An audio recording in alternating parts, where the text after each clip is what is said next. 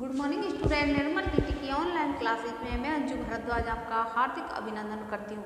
बच्चों, आज हम संस्कृत भाषा संरचना की विशिष्टताएं, इनके बारे में हम आपको अध्ययन करा रहे थे। इसके कुछ पॉइंट हमने आपको क्लियर करा दिए। हमने पहले आपको संस्कृत भाषा का उद्भव, सर्वप्रथम अर्थात सर्वाधिक प्राचीन भाषा है वो कौन सी भाषा है? संस्कृत भाषा है, जिसका ऋग्वेद से लेकर और आधुनिक काल तक इसका वर्णन मिलता है। जननी क्या देववाणी में बतलाया गया है, और हमारी जो मातृभाषा जननी कहलाती है कौन सी? संस्कृत, क्योंकि इसी संस्कृत से सारी भाषाओं का उद्भव हुआ है। संस्कृत हुई थी, उसके बाद प्राकृत, फिर पाली, अपभ्रंश, हिंदी, फिर इनकी बहुत सारी जो अलग अलग संरचनाएं हुई थी वो संस्कृत भाषा से मानी जाती है। देववाणी के रूप में संस्कृत भाषा को माना जाता है। क्यों? क्योंकि देवताओं के मुंह से निसृत हुई वाणी, अर्थात ब्रह्मा जी के मुंह से बोली गई वाणी जो कौन सी थी? संस्कृत भाषा कहलाई गई। यहाँ आपको हमने भूमिका में आपको सारी चीजें क्लियर करा चुके हैं। अब कुछ विशिष्टताओं में आपको कुछ विशिष्टताएं हमने बता दी थी, जैसे संयोगात्मक भाषा और संयोगात्मक भाषा, जैसे शब्द रूप, धातु रूप, प्रत्यय, ये सारे रूप इनके आपस में संबंध, परस्पर संबंध ही। जैसे राम है गच्छति, तो राम क्या हो गया? कर्ता हो गया। गच्छति यानी जाना, राम क्रिया हो गई, तो राम जाता है। कृष्ण है धावती, या कृष्ण है हसती, को भी क्रिया परस्पर, खाना, सोना, पहना, उड़ना, या जाना या पढ़ना, कोई भी, राम है पठती, ये सारी जो क्रियाएं ये क्या परस्पर एक दूसरे से जुड़ी हुई है। तो इसमें कर्ता का भी बोध हो जाता है, क्रिया क्या कर रहा है, नाच रहा है, गा रहा है, हंस रहा है, बैठ रहा है, पढ़ रहा है, सो रहा है, जा रहा है। ये सारी विशेषताएं आपको बतला चुके कौन सी? संयोगात्मक भाषा के अंतर्गत। दूसरा इसका पॉइंट आया था वो था शब्द। कौन सा पॉइंट था? शब्द रूपों के द्वारा। तो शब्द रूपों के द्वारा आपको देखो, संज्ञा है, सर्वनाम है, क्रिया है, क्रिया विशेषण है, अव्यय है, उभयन अनुभुखी है, ये सारी चीजों में इसमें से हम शब्द रूपों के अंतर्गत आपको संज्ञा बतला चुके हैं और सर्वनाम बतला चुके हैं। संज्ञा में हो गई आपकी, जैसे संज्ञा में क्या हो गई? जैसे पुल्लिंग की कौन कौन सी चीज है संज्ञा में बतलाया ना आपको? पुल्लिंग, स्त्रीलिंग और नपुंसकलिंग। तो पुल्लिंग में जैसे राम है, वृक्ष है और कृष्ण है, ये सारे जो आकारांत जो धातु है इसमें आ की भी ध्वनि आती है, वो पुल्लिंग के रूप में, अर्थात पुल्लिंगवाचक। स्त्रीलिंग में रमा, लता, मति, धी यानी बुद्धि। उसी प्रकार से नपुंसकलिंग में फल, बारी, मधु, ये जो सारे शब्द हैं ये आपको शब्द रूप के अर्थात संज्ञा के जो बोध कराए, व्यक्ति, वस्तु या स्थान का बोध कराए, वो संज्ञा कहलाती है। इसके बारे में कल हम आपको बतला चुके हैं। अब उसके बाद आपको जैसे उसके बाद सर्वनाम, सर्वनाम शब्द भी आपको बताए, किम, तत्, यत्, अस्मद, युष्मद, अहम, आवा, ये सारी चीज़ों को आपको बतला चुके। विशेषण में भी आपको रमणीय, मनोहर, तुम, ये सारी चीज़ें आ गई। अब इसके बाद आपको आएगा अगला पॉइंट, वो है क्रिया शब्द। नंबर 4 है क्रिया शब्द। क्रिया शब्द क्या है? क्रिया शब्द संस्कृत भाषा में जैसे कोई भी धातु रूप है, कोई भी हम धातु संस्कृत भाषा की कोई भी धातु ले लेते हैं, जैसे नम, कथ, नम, कथ, पठ, हस, ये क्या है? क्रिया, कार्य को करने वाला। पता है ना, रामे गच्छति, तो रामे क्या हो गया? कर्ता हो गया। गच्छति क्रिया हो गई, गम धातु हो गया, एक थे उसमें प्रत्यय लग गया, कितने प्रत्यय लग गया, तो प्रत्यय से लगाने से क्या हो गया? उसमें क्रिया अर्थक धातु हो गई, कार्य करने वाला। तो क्रिया शब्द में भी इसकी विशिष्टता मानी जाती है। जैसे नम धातु हो गई, कथ धातु हो गई, पठ धातु हो गई, हस धातु हो गई और नृत धातु हो गई, अस धातु हो गई। ये सारी हजारे शब्द हैं वो क्रियाएं शब्द हैं। जैसे नम में एक दिन प्रत्यय लगाते हैं, नमति, कथयति, पठति, और हसती। ये बहुत सारी हजारों धातु आप बना सकते हो जो किसका बोधक करती है? नमती, नमस्कार करना, बोलना, पढ़ना, हंसना, क्रिया करना, ये क्रियार्थक शब्द कहलाते हैं। अगली जो विशिष्टता है इसकी वह है, अगली जो विशिष्टता है वह है क्रिया विशेषण अव्यय। ये तो हो गई क्रिया शब्द, अब उसमें क्या जुड़ गया? अपव्यय। क्रिया विशेषण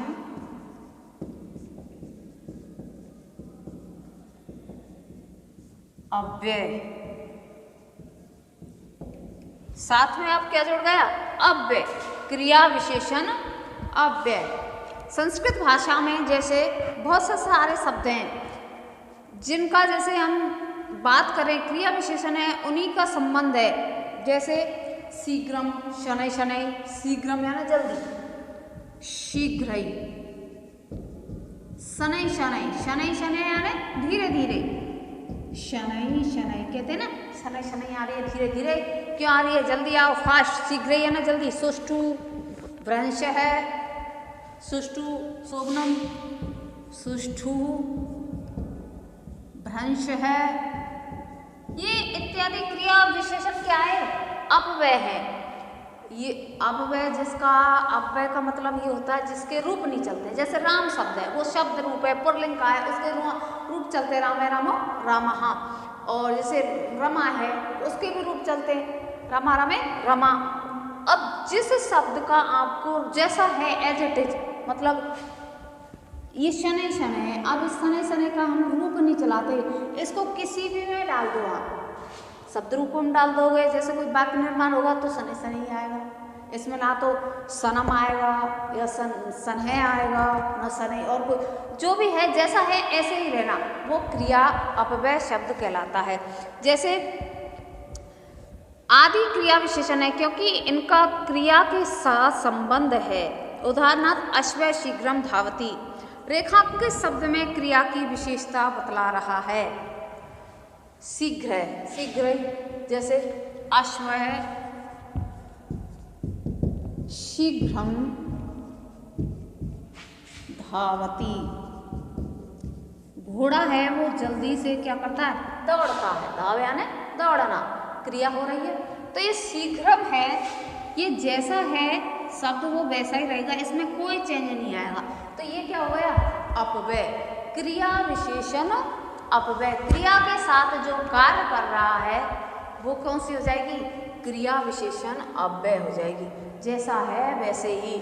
अश्व है, धा धातु हो गई इसमें, तो धावती दौड़ता है, तो इसके क्रिया विशेषण शब्द हो गए कैसे? इसमें क्रिया की विशेषता बतलाता है क्या? दौड़ना। अश्व शीघ्रम दौड़ना।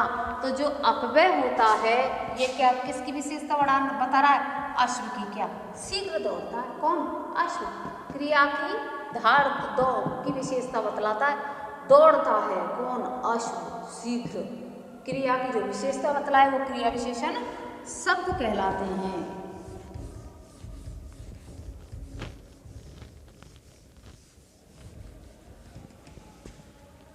अगला जो इसका विशिष्टताएं वह है शब्द योगी अपव्यय। शब्द योगी, शब्द योगी अव्यय, शब्द योगी अव्यय। संस्कृत में जिन शब्दों का रूप नहीं बदलता और जिनका संज्ञा शब्दों की विशिष्ट विभक्ति में प्रयोग होता है उनको शब्द योगी अव्यय कहते हैं। क्या है? जिसका तो मैंने बता दिया अभी आपको व्यवहारिक रूप में, जिसका रूप नहीं बदले वो अव्यय तो है ही है। अब शब्द योगी अव्यय कहलाते जो जैसे रहते हैं एडजेक्टिव, जैसे वृक्ष हमारे चारों ओर वृक्ष है तो अहम परितय वृक्ष अस्ति, तो परितम का अर्थ में क्या हो गया? विद्यालय परितय क्षेत्राणि अस्ति, वृक्ष से समीपम सुरेशः अस्ति या सुरेशः क्रीडति। ये जो सारे शब्द हैं ये किसके शब्द हो जाएंगे? संज्ञा विशेषण, अर्थात संज्ञा शब्दों की विशिष्ट विभक्ति में इसका प्रयोग होता है। उनको उन शब्द योगी को अपव्यय कहते हैं। जैसे उदाहरण के तौर पर देखेंगे, विद्यालय परितः क्षेत्राणि सन्ति। विद्यालय है परितः क्षेत्राणि सन्ति। विद्यालय के चारों ओर, परितः यानी चारों ओर। तो ये जो शब्द इसकी विशेषताएं बतलाता है। तो शब्द योगी विद्यालय के चारों ओर क्षेत्र है, तो इसकी विशेषता बतला रहा है चारों ओर, तो वो शब्द योगी अव्यय कहलाता है। वृक्षस्य समीपे सुरेशः क्रीडते। वृक्ष के पास में सुरेश खेलता है। वृक्षस्य समीपे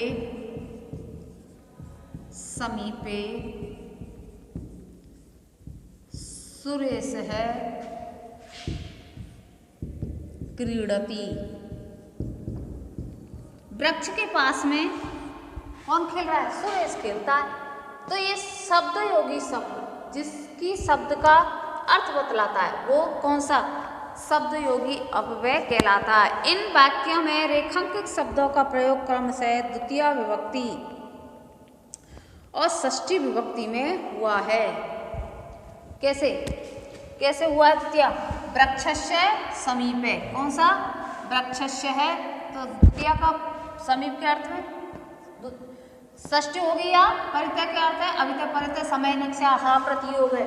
एक हमारा कारक आते हैं, कारक के योग में इसमें हमेशा आगे वाला जो शब्द होता है उसमें हमेशा द्वितीय विभक्ति का प्रयोग करते हैं। अभितः परितः समय नक्षा हा प्रतियोग के योग में हमेशा द्वितीय विभक्ति का प्रयोग किया जाता है। तो रेखांकित जो पद है इसमें मैंने रेखांकित नहीं किया, जैसे परित के योग में द्वितीय विभक्ति, समीपे के योग में षष्ठी विभक्ति। ऐसे आपको अंडरलाइन करके पूछे जाते हैं, जैसे तैयारी करते हैं या फिर ड्रेस कार्ड करते हैं तो कौन किस प्रकार से आपको इनको सॉल्व करना है, आप एग्जाम देते हो तो समीपे के कौन वैसे ये पूछ लेता है कि अव्यय है तो शब्द योगी अव्यय या खाली अव्यय पूछा, तो इनके सामने आगे जो विभक्ति आएगी उस विभक्ति का प्रयोग किया जाता है। तो षष्ठी विभक्ति और द्वितीय विभक्ति।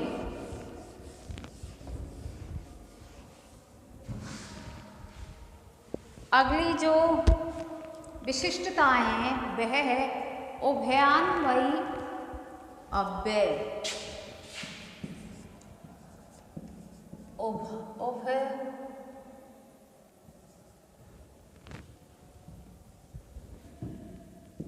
उभयान्वयी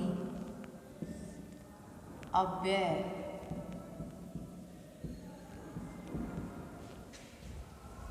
उभयान्वयी मतलब संस्कृत भाषा के जिन शब्दों का रूप नहीं बदलता और जो संख्याएं, क्रिया अथवा वाक्यों को जोड़ते हैं उनको उभयान्वयी अव्यय कहते हैं। क्या कहते हैं? संस्कृत भाषा में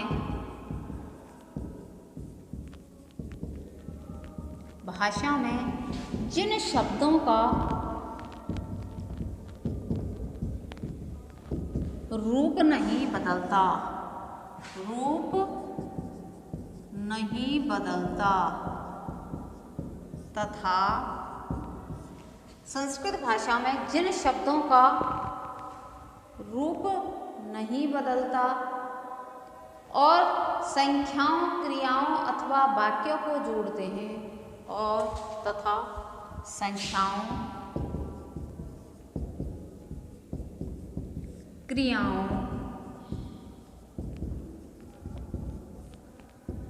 और वाक्यों को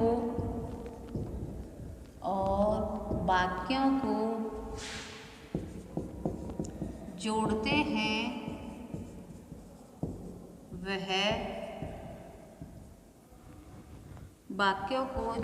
हैं वह उभयान्वयी अव्यय कहलाता है।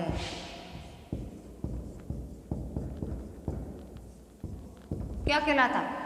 संस्कृत भाषा में जिन शब्दों का रूप नहीं बदलता, एज इट इज जैसा है वैसा ही रहेगा। अव्यय तो मैंने कहा जिसके रूप नहीं चलते वो सीधा सा फंडा अव्यय याद करने का, जिसके रूप नहीं चलते हैं वो अव्यय कहलाता है। जैसा है वैसा ही रहेगा, वो वाक्यों में डाल दो, कारकों में डाल दो, किसी में भी डाल दो, उसका रूप नहीं चलेगा। तो रूप नहीं बदलता है। और उभयान्वयी क्यों कहते हैं? क्योंकि यह संख्याओं, क्रियाओं और वाक्यों, संख्या, क्रिया और वाक्यों को जोड़ते हैं, तो वो अब उभयान्मुखी अव्यय कहलाते हैं। संख्या आएंगी तो उसको भी जोड़ेंगे, वाक्य आएंगे तो वाक्य भी जोड़ेंगे, और क्रिया आएगी तो क्रियाओं को जोड़ते हैं। जैसे कि राम है सीता लक्ष्मण च वनम गच्छति। कैसे? राम है सीता लक्ष्मण च वनम गच्छति, वनम गच्छति। राम, सीता और लक्ष्मण, राम, सीता और लक्ष्मण, च का जहाँ बोध होता है, च संख्या में हो गई 1 2 3। अगर हम संख्या में डिवाइड करें एक वचन, द्विवचन और बहुवचन, तो लक्ष्मण आ जाएगा। वैसे अगर संख्यावाची वाक्यों का निर्माण करेंगे तो, पर च यहाँ अपव्यय का बोधक है। किसका? अव्यय का। तो राम है सीता लक्ष्मण है च वनम गच्छति। राम, सीता और लक्ष्मण वन को जाते हैं। इस बात में च 3 संज्ञाओं को जोड़ता है, अतः उभयान्मुखी अव्यय वा, किंतु आदि भी है। 3 संख्या मैंने बोल दिया ना, राम है सीता लक्ष्मण है वनम गच्छति, तो कितनी संख्याएं हो गई? अगर हम काउंट करेंगे तो 3 संख्याएं हो जाएंगी। कौन सी? राम हो जाएगी, सीता हो जाएगी, लक्ष्मण, और राम, सीता, लक्ष्मण 3 संख्या को जोड़ता है कौन? च जो शब्द है ये अपव्यय का कार्य करता है। उभान में है अव्यय, समझ में आ गया? ये च है, इसको आप तो राम च सीता च लक्ष्मण, वो अगर इस प्रकार से करेंगे तो हम किस में चले जाएंगे? समासों में चले जाएंगे, वो समास का डिवाइडेशन हो जाएगा। हम तीनों का च का बहुवचन में यहाँ लास्ट में लगा देंगे इसमें च को। राम, सीता, लक्ष्मण है च वनम गच्छति, तो च का बोधक कौन सा है? अव्यय का। और एक वा होता है, वह भी अव्यय का होता है बोधक। किंतु होता है, वह भी अव्यय का बोधक होता है। ये उभयान्वयी अव्यय कहलाता है, जहाँ संख्याओं को, क्रियाओं को और वाक्यों को जोड़ता है। वो कौन सा अव्यय कहलाता है? उभयान्मुखी अव्यय। शब्दयोगी अव्यय, जहाँ शब्दों की विशिष्टता, जैसे क्या बतलाया? विद्यालय के समीपे सुरेश क्रीडति, विद्यालय समीपे वृक्ष, विद्यालय समीप कर दो, वृक्ष से समीप कर दो, उसके आगे की कौन सी विभक्ति लगेगी? षष्ठी विभक्ति। और जहाँ अभितपरित समय प्रतियोगी के योग में कौन सी विभक्ति लगेगी? द्वितीय विभक्ति।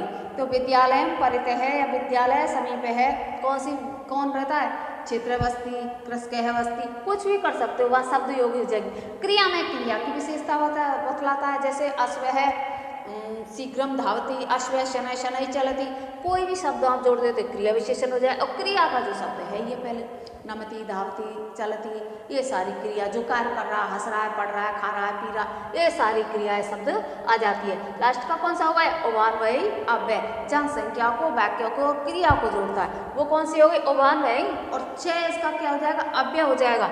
इसका भी एक अर्थ होता है, इसमें और भी अव्यय होते हैं, बा से भी जोड़ता है, किंतु से भी जोड़ता है। ये सारी जो शब्द हैं ये उभयान्वयी अव्यय कहलाते हैं। या 3 संख्याओं का उसने बोधक कर दिया। किसने? च ने। अब अगला जो विशिष्टता है वह है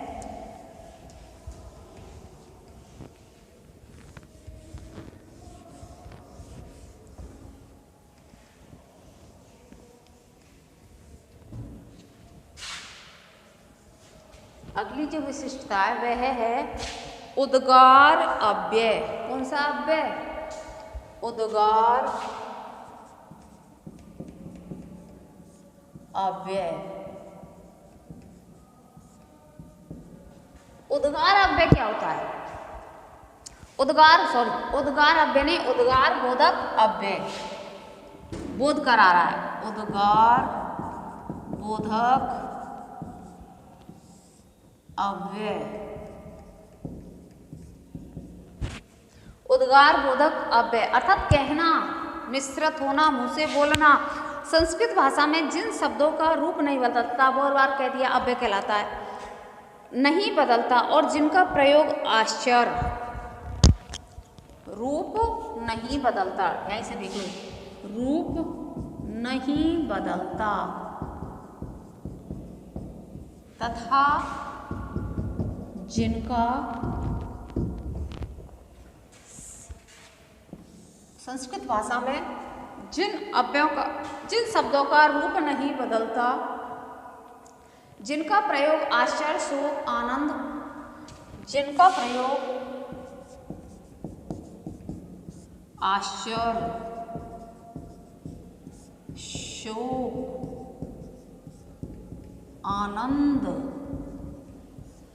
आदि मनोविकारों के, आश्चर्य, शोक, आनंद आदि मनोविकार दर्शाने के लिए किए जाते हैं, आदि मनोविकार दर्शाने के लिए किए जाते हैं, उनको किए जाते हैं, उनको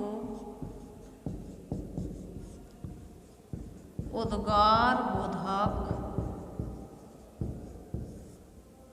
अव्यय कहते हैं, उद्गार बोधक अव्यय कहते हैं। संस्कृत भाषा में जिसका रूप नहीं बदलता और जिनका प्रयोग किस में करते हैं हम, आश्चर्य में, शोक में, आनंद में आदि जो मनोविकार को दर्शाते हैं, आश्चर्य और शोक का भी माहौल होता है और उधर आनंद, इनके लिए किए जाते हैं वो शब्द क्या कहलाते हैं, उद्गार बोधक अव्यय कहलाते हैं। जैसे अहो रमणीयता उद्यानस्य, जैसे आश्चर्य का ले लो, शोक को ले लो, आनंद का ले लो, अहो रमणीयता, अहो रमणीयता उद्याने, अहो रमणीयतः उद्याने या उद्यानस्य। इस वाक्य में अहो शब्द क्या दर्शाता है, आनंद, और तथा अन्य उद्गार शब्द आ, अरे, हंत, अरे होता है उद्यान से, अरे।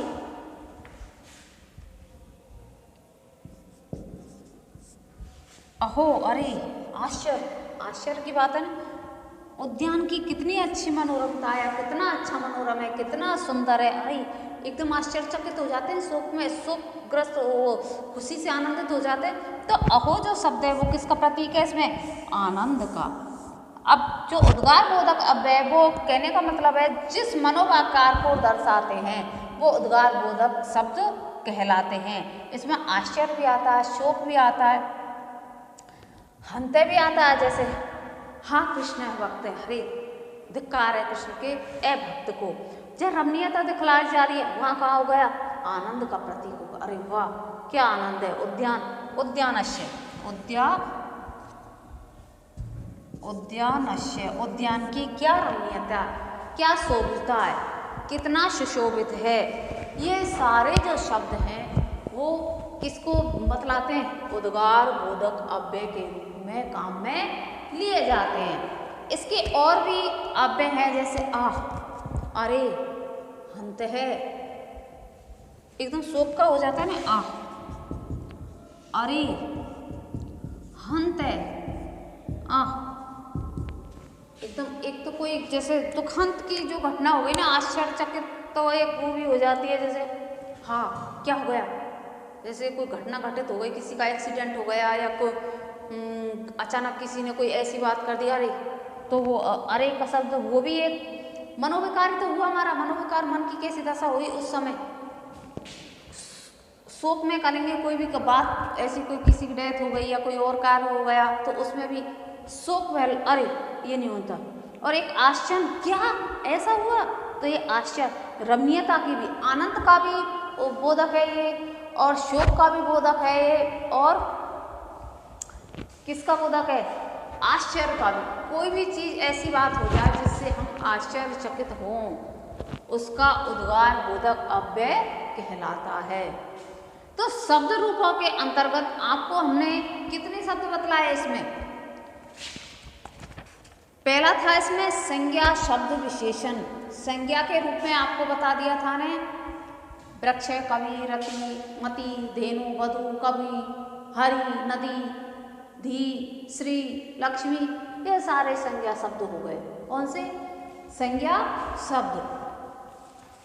और फिर उसके बाद आए सर्वनाम, अविशेषण, त्रिशत, मनोरथ, ये सारे। उसके बाद हो गए क्रिया शब्द, क्रिया विशेषण, शब्द योगी अव्यय, शब्द योगी अव्यय, उभयान्वयी अव्यय, उद्गार बोधक अव्यय, और लास्ट का ही हो गया आपके शब्द रूपों के गई विशिष्टताएं। किसकी?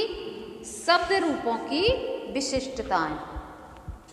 पहला हो गया संयोगात्मक और दूसरा हो गया शब्द रूपों की विशिष्टताएं।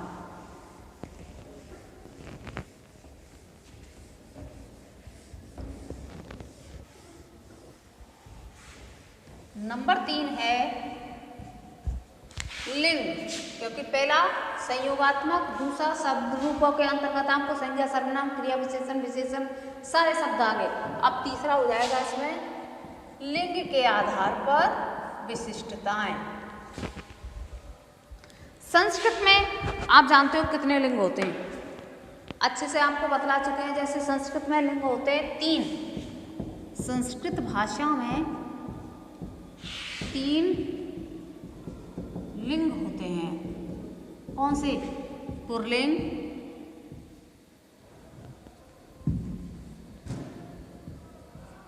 पुल्लिंग, स्त्रीलिंग और नपुंसकलिंग। पुल्लिंग, स्त्रीलिंग और नपुंसकलिंग। संस्कृत भाषा में 3 प्रकार के लिंग होते हैं, 3 पुल्लिंग, स्त्रीलिंग और नपुंसकलिंग। अब जैसे इसमें आ जाता है स्त्रीलिंग कौन है, पुल्लिंग कौन है और नपुंसकलिंग कौन है। जैसे राम है, कृष्ण है, सूर्य है, अग्नि। राम है, कृष्ण है, सूर्य है, अग्नि, राजन, हरि, मति तो सॉरी स्त्रीलिंग में आ जाएगा। ऐसे इसमें रमा, लता, नदी, स्त्री, ये सारे शब्द किसके आ जाएंगे? स्त्रीलिंग में। और नपुंसकलिंग में आ जाएंगे पयस, वारी, दधी, ये सारे शब्द किस में आ जाएंगे? नपुंसक लिंग में। तो संस्कृत भाषा ऐश्वर्यम, क्षीरम, क्षेत्रम, तमय आदि नपुंसक लिंग। ऐश्वर्यम कौन सा? ऐश्वर्यम, क्षीरम, क्षीरम, तपय, ये सारे शब्द किस में आ जाएंगे? नपुंसक लिंग में। तो लिंग की जो विशिष्टता है वो 3 प्रकार के लिंगों के अनुसार होती है। इनके अनुसार ही हम शब्द रूपों का निर्माण करते हैं। क्या ये पुल्लिंग का है या स्त्रीलिंग का है या फिर नपुंसकलिंग का है। उसी के अनुसार हम वाक्यों का निर्माण करते हैं, उसी के अनुसार शब्द रूपों का निर्माण करते हैं। कहाँ, कौन से लिंग में कौन सी विभक्ति इसमें काम में ली जाती है, कौन सी विभक्ति का इसका में प्रयोग किया जा रहा है, वो सारी चीज़ें लिंगों के आधार पर निर्धारित की जाती है। स्त्रीलिंग कौन है, नपुंसकलिंग कौन है, इसमें कहाँ पर किसका प्रयोग किया गया, ये सारी संस्कृत की जो संरचना है ऐसे थोड़ी लगा देंगे कि स्त्रीलिंग पुल्लिंग का वाक्य और उसमें स्त्रीलिंग का, तो वहाँ वाक्य शुद्धिकरण अशुद्धिकरण की भी जैसे आते हैं।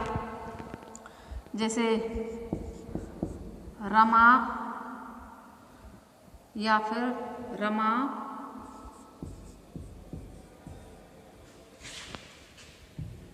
अशुद्ध वाक्य होगा जैसे रमा